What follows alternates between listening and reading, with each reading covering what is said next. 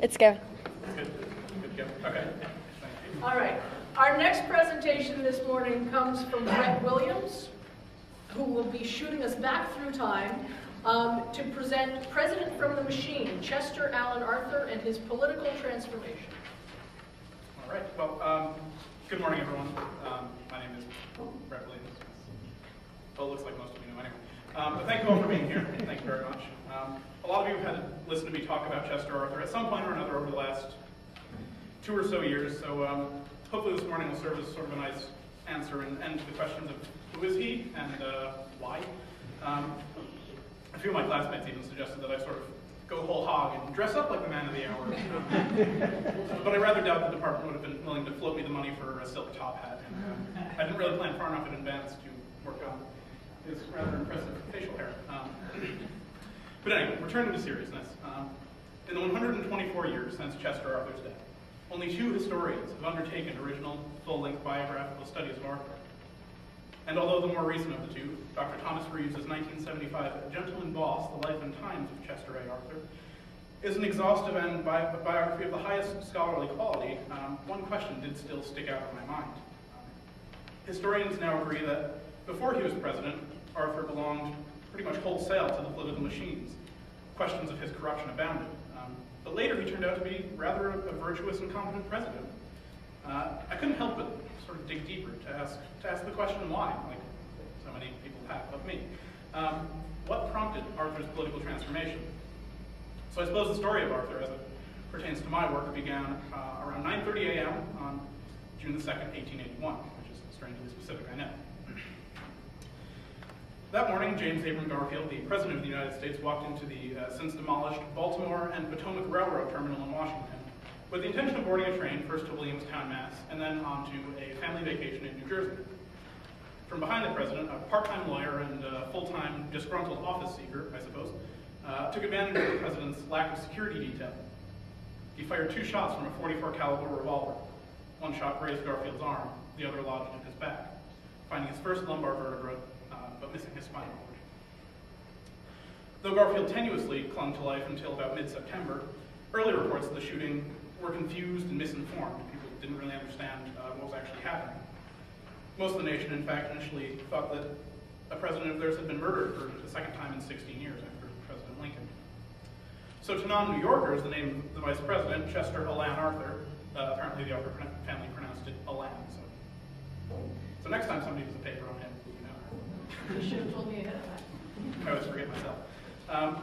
So most people were not overly familiar with Chester Arthur. He sort of emerged from the campaign of 1880, like Garfield, as a dark horse candidate. Those who did know about Chester Arthur sort of only found their grief to be amplified and compounded by the situation. A politically engaged New Yorker, Julia Sand, captured the nation's feelings about the president to be perfectly in a letter she wrote to Arthur on August 27, 1881. A portion of the letter reads, "The hours of Garfield's life are numbered. Before this meets your eye, you may be president. The people are bowed in grief, but do you realize it? Not so much because he is dying, but because you are his successor. What president ever entered office under circumstances so sad?" So it may strike us as a little bit odd that the nation would have, an approach to a vice president's transition to power with such trepidation. I mean, 2 of our vice presidents have shot people, after all, and Arthur was not one of them.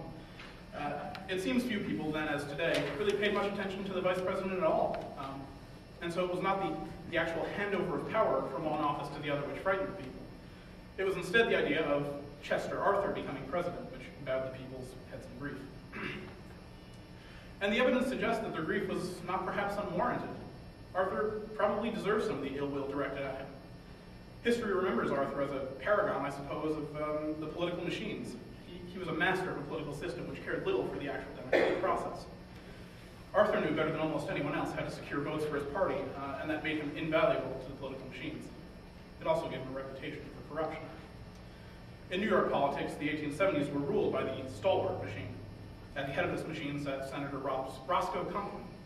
His lieutenant was Chester Arthur.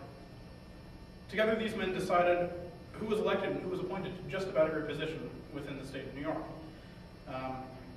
They and their machine really made few pretensions about carrying the democratic process. If the machine was alive and well, and they were still in power, Conkling and Arthur were happy men, in short.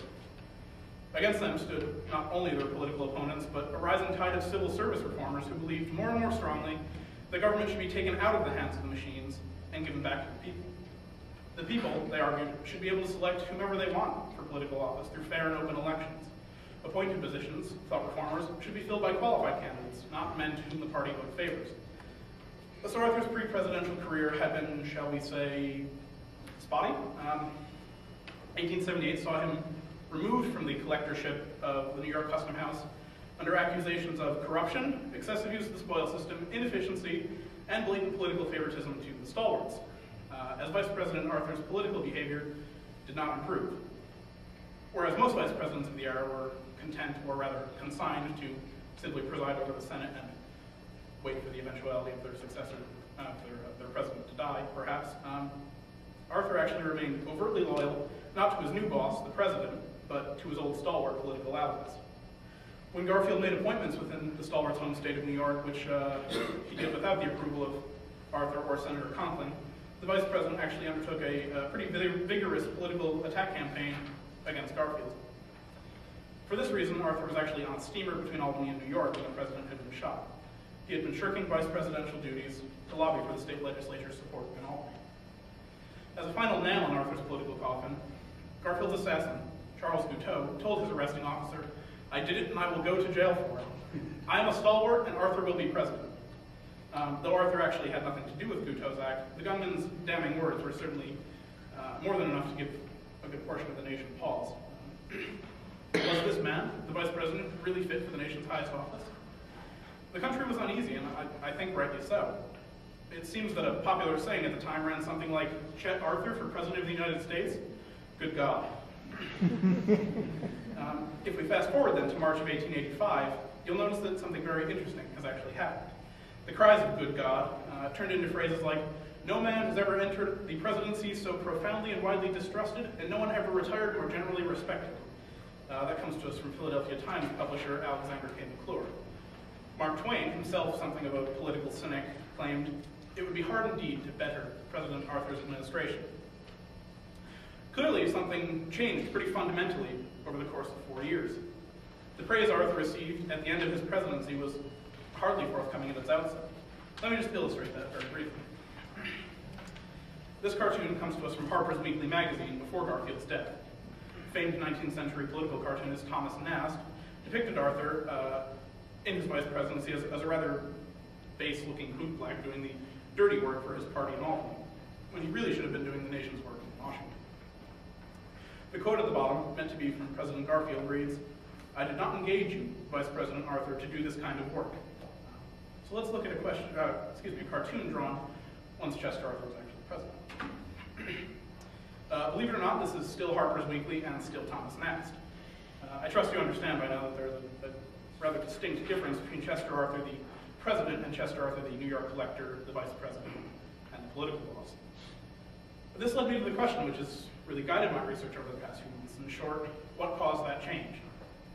What made Chester Arthur, one of the Gilded Age's most competent political machinists, a man who made his living off the system of corruption of the civil service, a man who at one time made $50,000 a year off political payments?